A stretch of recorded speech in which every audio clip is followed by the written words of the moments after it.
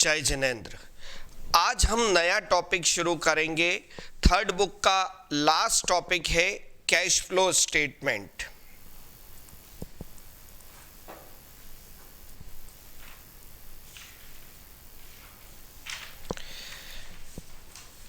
Cash flow statement is prepared to know the flow of cash among three activities, that is operating, investing and financing.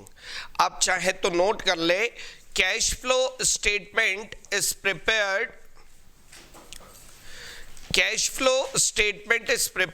to know the flow of cash, that is inflow and outflow among three activities, that is operating, investing and financing. Cash flow statement मैं short में इसको CFS लिखता हूं।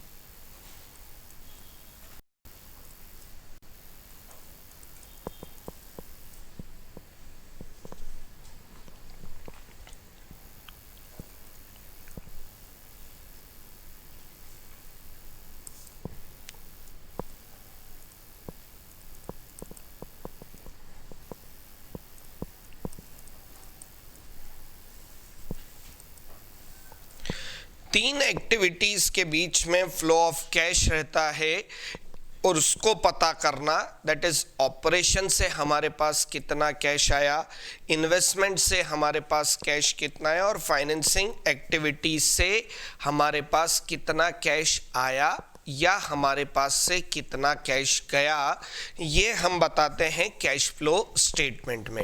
Cash flow statement prepare करने का purpose क्या है? अभी तक हमने ये देखा था trading P&L account, net profit हमको पता चला था कि बिजनेस में कितना नेट प्रॉफिट होता है, कितना नेट लॉस होता है, पर कई बार उनके बेसिस पर डिसीजन नहीं लिए जा सकते। मुझे कैश की कितनी रिक्वायरमेंट है, आप 1000 करोड़ रुपए अर्न कर रहे हैं और कैश मैनेजमेंट नहीं होने के कारण छोटा सा पेमेंट भी करने के में आपकी कैपेसिटी नहीं है, आपके पास अवेलेबिलिटी ऑफ कैश नहीं है। ऐसे केसेस में आपको क्या ध्यान रखना होगा? कैश फ्लो स्टेटमेंट आपको ये बताएगा कि आपके पास किस किस एक्टिविटी से कितना कैश अवेलेबल है, किस किस एक्टिविटी से कितना कैश अवेलेबल है, वो आपको बताएगा कैश फ्लो स्टेटमेंट।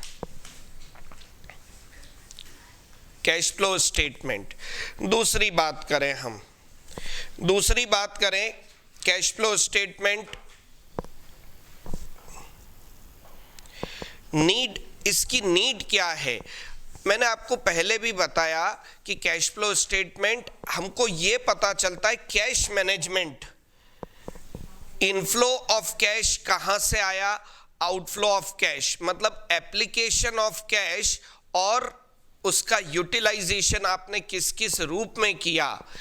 आपको बिल्डिंग परचेस करना है तो कैश की अवेलेबिलिटी आपको चाहिए, आपको जो है क्रेडिटर्स को पेमेंट करना है, नियर फ्यूचर में कितनी कैश की रिक्वायरमेंट होने वाली है वो आपको ध्यान रखना है, अवेलेबिलिटी ऑफ कैश। नेक्स्ट बात करें कैश फ्लो स्टेटमेंट में तीन एक्टिविटीज। पहली ऑपरेटिंग एक्टिविटी में क्या क्या चीजें आती है? Operating activity includes principal activity of a business. किसी ऑर्गेनाइजेशन की प्रिंसिपल बिजनेस एक्टिविटी से रिलेटेड कोई भी काम होंगे तो वो किस एक्टिविटी में आएंगे? Operating activity. जैसे गुड्स को परचेस करना, गुड्स को सेल करना, क्रेडिटर से पेमेंट लेना, सेलिंग एंड डिस्ट्रीब्यूशन एक्सपेंसेस करना, बिजनेस की मेन ऑपरेशनल एक्टिविटी से रिलेटेड, जिस प्रोडक्ट में हम डील करते हैं, जो बिजनेस हम रन करते हैं, उस बिजनेस से डायरेक्टली रिलेटेड जितने एक्सपेंस होंगे, जितनी रिसिप्ट होगी, वो सब किस में आएगी? ऑपरेटिंग एक्टिविटी में आएगी। फिर हम बात करें इन्वेस्टिंग एक्टिविटी। इन्वेस्टिंग एक्टिविटी की बात करें तो which is related to investment of the business. Business ने जितने इन्वेस्टमेंट किए हैं, असेट्स में इन्वेस्टमेंट किया है, इन्वेस्टमेंट किए हैं कहीं पर, कोई किसी कंपनी के शेयर खरीदे, डिबेंचर खरीदे, लॉन्ग टर्म बेसिस पर लोन दिया, वो सब किस में आएगा? Investing activity. इसका इनफ्लो और आउटफ्लो ऑफ इन्वेस्टिंग एक्टिविटी इसमें कवर होता है। जैसे मैंने कोई इन्वेस्टमेंट किया तो मेरे पास से कैश चला गया, वहां से मुझे इंटरेस्ट रिसीव हुआ, इन्वेस्टमेंट वापस मैंने कैश में कन्वर्ट कर लिया, तो जो भी इनफ्लो और outflow, land, building, plant, machinery, asset purchase की या इन असेट्स को मैंने सेल किया, ये कौन सी एक्टिविटी में कवर होगा? Investing activity. The activity which is related to sorry the activity which is related to investment of the business is called investing activity. Land, building, plant, machinery या कोई इन्वेस्टमेंट में पैसा इन्वेस्ट किया या उनसे हमको कोई पैसा रिसीव हुआ, इंटरेस्ट इनकम हुई, डिविडेंड इनकम रिसीव हुई, ये सब कौन सी एक्टिविटी में आएंगे? Investing activity. लास्ट है financing activity. Financing activity which are related to procurement of fund. Finance, business को चलाने के लिए जहां जहां से पैसा आपको मिलता है या आप रीपेमेंट करते हैं, that is related to financing activity. Loan लेना, शेयर इशू करना, डिबेंचर इशू करना या रीपे करना, शेयर इशू करना या उनको रीपे करना, या लोन टेकन और लोन रीपेड, ये सब कौन सी एक्टिविटी का पार्ट है? Financing activity. नेक्स्ट बात करें, इन पर जो आपने पेमेंट किया, इंटरेस्ट का पेमेंट, डिविडेंड दिया, ये सब भी किसका पार्ट होंगे? Financing activity. अब operating which is related to operation of the business, investing which is related to investment of the business, और financing that is procurement of fund. next बात करें, ये तीन बातें तो हमारी हो गई। अब फाइनेंसिंग एक्टिविटी में शेयर इशू एक्सपेंसेस भी फाइनेंसिंग एक्टिविटी का पार्ट है। ऑपरेटिंग एक्टिविटी के लिए अगर एक बात करें, ऑपरेटिंग एक्टिविटी, तो operating activity includes those transaction which are not financing and investing। मतलब जो फाइनेंसिंग और इन्वेस्टिंग में नहीं आते हैं, वो सब भी बचे हुए ट्रांजेक्शन भी किस में इंक्लूड किए जाते हैं? Operating activity. Operating core business transaction तो है ही है, बिजनेस ट्रांजेक्शन से रिलेटेड सारी चीजें, उसके अलावा जो ट्रांजैक्शन इन्वेस्टिंग और फाइनेंसिंग में नहीं आते हैं, वो भी किस में इंक्लूड किए जाते हैं? Operating activity. अब एक होता है इनफ्लो और दूसरा होता है आउटफ्लो। जब भी पैसा बिजनेस में आएगा दैट इज इनफ्लो, और जब भी बिजनेस से पैसा जाएगा दैट इज आउटफ्लो। तो तीन एक्टिविटी हमारी मेन ध्यान में रखने की।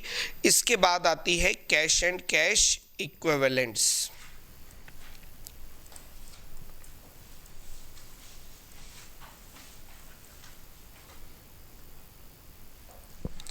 कैश एंड कैश इक्विवेलेंट्स का मतलब क्या होता है? That is cash in hand, cash at bank और marketable securities. Cash in hand,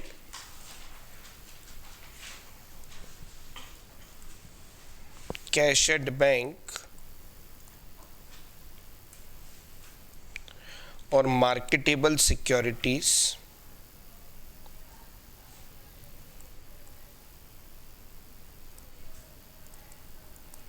marketable securities are covered under cash and cash equivalents. मतलब आपको ये मानना है कि मार्केटेबल सिक्योरिटीज भी, आपने अगर मार्केटेबल सिक्योरिटीज में इन्वेस्टमेंट किया है या कभी कभी करंट इन्वेस्टमेंट, आपने कोई इन्वेस्टमेंट किया है, तो वो आउटफ्लो या इनफ्लो ऑफ कैश नहीं माना जाएगा। ये कैश को रखने का एक मोड माना जाएगा। आपने एक तिजोरी में पैसा रखा और वहां से फिर कैश निकाल लिया, तो कहीं पर हम इनफ्लो या आउटफ्लो नहीं कहेंगे। या बैंक में पैसा डिपॉजिट किया, वहां से आपने विड्रॉ कर लिया, तो ये कैश एंड कैश इक्विवेलेंट है, ना कि इनफ्लो और आउटफ्लो ऑफ कैश माना जाएगा। और कैश फ्लो स्टेटमेंट में फाइनली हम यही चेक करते हैं कि ओपनिंग के कैश एंड कैश इक्विवेलेंट कितने थे, इस साल कितना कैश जनरेट हुआ या यूज हुआ, और साल के एंड में इतने कैश एंड कैश इक्विवेलेंट हमारे पास हैं। ये सारी चीज़ें अब आपको 3 activity, operating, investing and financing. एक और चीज फाइनेंसिंग से रिलेटेड, देखो नॉर्मली फाइनेंसिंग एक्टिविटी में क्या आएगा, loan taken, loan given, share issue किए या शेयर रीपे किए, और इन पर इंटरेस्ट और डिविडेंड का आपने पेमेंट किया। पर एक कंपनी ऐसी है, फाइनेंशियल कंपनी जिसका काम ही लोगों को लोन देना है, पब्लिक से लोन लेना और दूसरी पब्लिक को लोन प्रोवाइड करना, शेयर में इन्वेस्ट करना जिससे कि हमको डिविडेंड मिल सके, ये उसका main purpose of the business है। तो फिर फाइनेंशियल कंपनी के लिए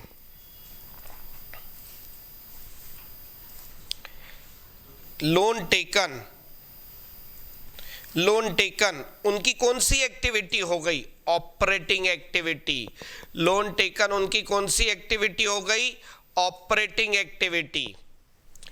इंटरेस्ट पे करना या इंटरेस्ट रिसीव करना कौन सी एक्टिविटी होगी, ऑपरेटिंग एक्टिविटी। तीसरी बात करें, डिविडेंड रिसीव करना, ऑपरेटिंग एक्टिविटी। पर डिविडेंड पे करना सबके लिए, चाहे फाइनेंसिंग एक्टिविटी हो या इन्वेस्टिंग एक्टिविटी हो, डिविडेंड पे करना सबके लिए कौन सी एक्टिविटी है, फाइनेंसिंग एक्टिविटी।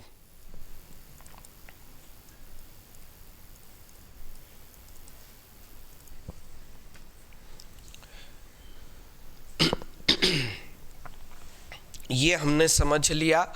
अब हम कुछ क्वेश्चन सॉल्व करेंगे कैश फ्लो स्टेटमेंट के। टीएस ग्रेवाल बुक है हमारी, उसके कुछ क्वेश्चंस हम सॉल्व करेंगे और देखेंगे कि ये चीज़ें क्या क्या ऑपरेटिंग एक्टिविटी है या इन्वेस्टिंग है या फाइनेंसिंग एक्टिविटी है, और कैश एंड कैश इक्विवेलेंट से। देखो, कैश सेल्स ऑफ गुड्स ये कौन सी एक्टिविटी का पार्ट है, गुड्स मेरे बिजनेस के ऑपरेशन से रिलेटेड है, तो कैश सेल्स ऑफ गुड्स क्या होगा, कैश सेल्स ऑफ गुड्स मेरी कौन सी एक्टिविटी का पार्ट है, ऑपरेटिंग एक्टिविटी। और इनफ्लो होगा कि आउटफ्लो, जब गुड्स सोल्ड करूंगा तो ये इनफ्लो। ये हम ध्यान में रखने के लिए कर रहे हैं। इन्होंने तो यहाँ पर क्वेश्चन में हमसे पूछा कि कौन सी एक्टिविटी है, तो हमने लिख दिया operating. Cash received against revenue from services rendered, cash received ये कौन सी एक्टिविटी हो गई, against revenue from services rendered, operating. बिल्कुल सही, आपके मन में बिल्कुल सही बात आई है, operating activity. Cash purchase of goods ये भी ऑपरेटिंग एक्टिविटी है। Cash paid against services taken, operating activity. Patent purchased, मैंने आपको पहले ही बताया था, land, building, plant, machinery, goodwill, patent, copyright ये खरीदो या बेचो, इन्वेस्टिंग एक्टिविटी।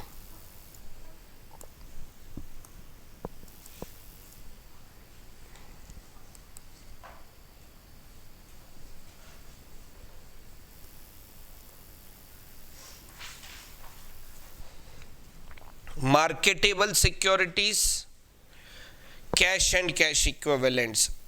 हमने अभी ऊपर नोट किया कि मार्केटेबल सिक्योरिटीज में आप पैसा इन्वेस्ट करते हो तो it is just like depositing या transfer of cash from one account to another.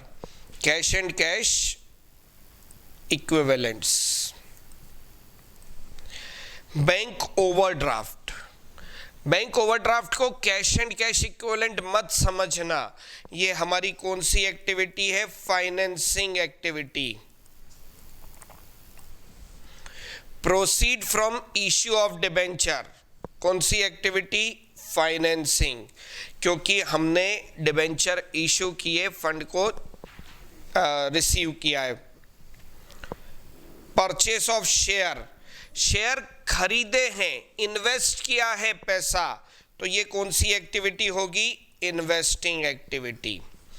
Repayment of long term loan, loan का रीपेमेंट किया, लोन लेना और लोन को रीपे करना, it is financing activity.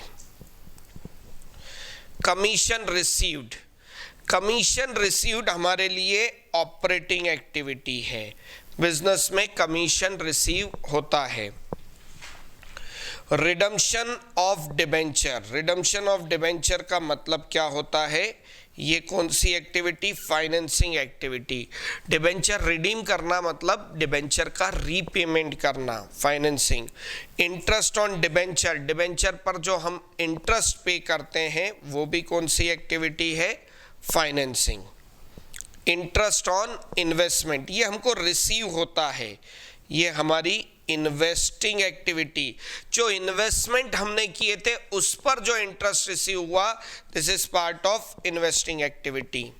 Income tax paid करें या इनकम टैक्स का रिफंड मिले जो बिजनेस की इनकम पर लगता है, that is under operating activity.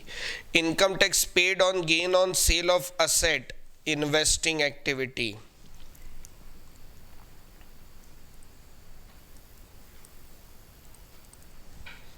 Cash received from debtors, operating activity. Cash paid to creditors, operating activity. तो आपको इस क्वेश्चन से कई सारे बाइफर्केशन आपके दिमाग में बन गए होंगे, कौन सी एक्टिविटी ऑपरेटिंग, कौन सी एक्टिविटी इन्वेस्टिंग और कौन सी एक्टिविटी फाइनेंसिंग। अब उन्होंने कहा कि financial and non financial company के पॉइंट ऑफ व्यू से आप बताएं कि कौन सी एक्टिविटी ऑपरेटिंग होगी और कौन सी एक्टिविटी नॉन फाइनेंशियल और नॉन फाइनेंशियल कंपनी के पॉइंट ऑफ व्यू से बताएं कि ऑपरेटिंग एक्टिविटी है या नहीं है। अब हम तो एक काम करते हैं, फाइनेंशियल कंपनी के लिए और नॉन फाइनेंशियल कंपनी के लिए हर एक ट्रांजैक्शन कौन सी एक्टिविटी में आएगा वो भी नोट करते जाते हैं। Purchase of share on a stock exchange, stock exchange से शेयर परचेस करना फाइनेंशियल कंपनी के लिए क्या है? ए वाला point. Purchase of shares on a stock exchange, financial company के लिए शेयर परचेस करना उनके ऑपरेशन का पार्ट है। पर हम जैसी कंपनी जो फाइनेंशियल कंपनी नहीं है, नॉन फाइनेंशियल कंपनी, उनके लिए इन्वेस्टिंग का पार्ट है, क्योंकि हमने शेयर में पैसा इन्वेस्ट किया। Dividend received on shares, financial के लिए ऑपरेटिंग और नॉन फाइनेंशियल के लिए investing. Dividend paid on shares, मैंने आपको अभी बताया था कि डिविडेंड पे करना हर एक ऑर्गेनाइजेशन के लिए फाइनेंसिंग एक्टिविटी है।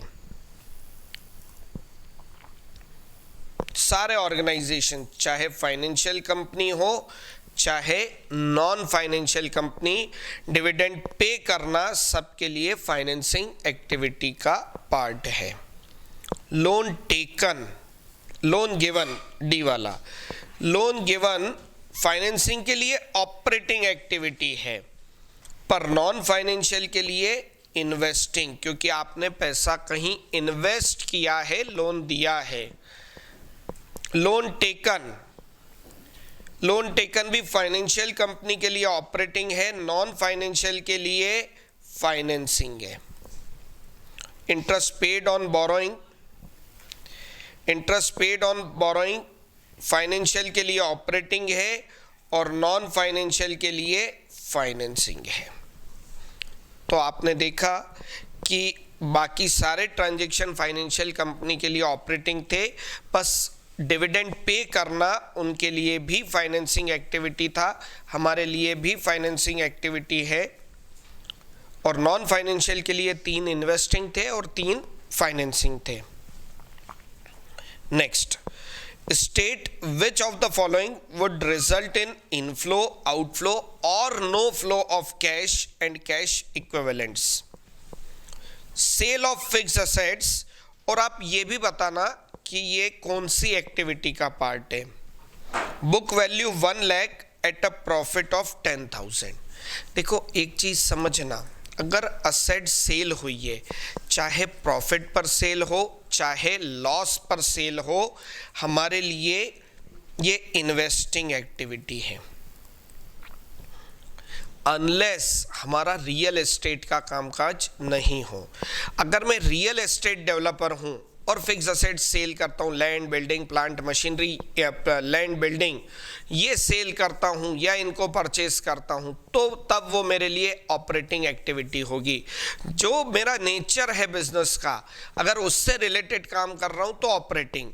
पर अगर क्वेश्चन साइलेंट हो तो आप ये मानेंगे कि नॉर्मल पर्सन है, नॉर्मल ट्रेडिंग ऑर्गेनाइजेशन है, नॉर्मल मैन्युफैक्चरिंग ऑर्गेनाइजेशन है, और उनके पॉइंट ऑफ व्यू से हमको सोचना है। तो sale of fix assets, fix assets जब भी बिकेगी, चाहे प्रॉफिट पर बिके चाहे लॉस पर, इन्वेस्टिंग एक्टिविटी है। Sale of goods against cash, और सेल करने के कारण ये इनफ्लो है।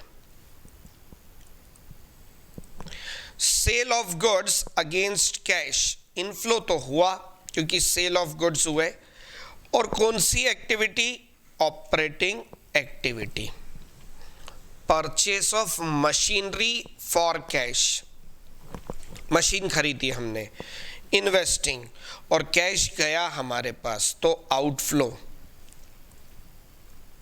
इन्वेस्टिंग एक्टिविटी और outflow. Purchase of land and building, consideration paid by issue of debenture, debenture को इश्यू कर दिया और लैंड एंड बिल्डिंग परचेस की, नो फ्लो। कैश तो न तो आया न कैश गया, इसमें क्या होगा? No flow. Issued fully paid up bonus share, fully paid up bonus share आपने इश्यू किए हैं, कुछ होगा क्या? नहीं। फ्री ऑफ कॉस्ट हम रिजर्व को कैपिटलाइज करते हैं और शेयर होल्डर को शेयर इश्यू कर देते हैं, इसमें भी क्या होगा? No flow. पैसे नहीं लिए, बोनस शेयर इश्यू किए हैं। कैश विड्रॉन फ्रॉम बैंक, इसमें कोई फ्लो हुआ क्या? बैंक से पैसे निकाले या बैंक में पैसे डिपॉजिट किए? No flow. Payment of interim dividend, yes payment किया है, फ्लो तो हुआ है, आउटफ्लो। और कौन सी activity? Financing activity.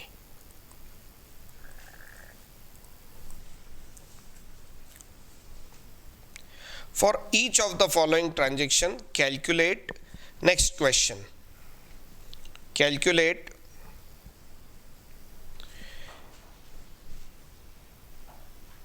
the resulting cash flow and state the nature of cash flow, whether the operating, investing or financing activity. Acquired machinery for 2,50,000, paying 20% by check and executing a bond for the balance payable.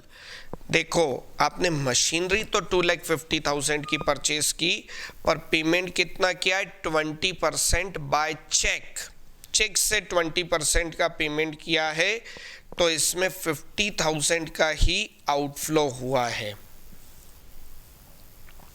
और कौन सी activity है? Investing activity, क्योंकि machine खरीदी थी पर outflow 50,000 माना जाएगा।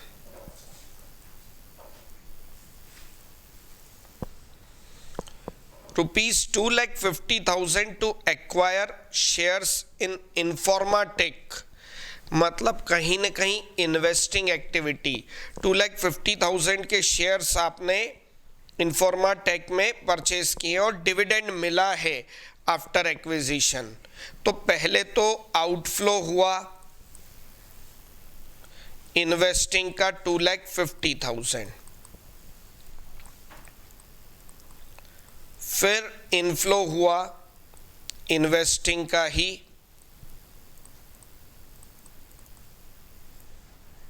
50,000 और नेट आउटफ्लो इन्वेस्टिंग का वो कितना होगा 2 लाख। नेट आउटफ्लो 2,50,000 इन्वेस्ट किए, 50,000 का डिविडेंड मिल गया, तो नेट आउटफ्लो आपके पास कितना रहा है 2 लाख रुपीस का।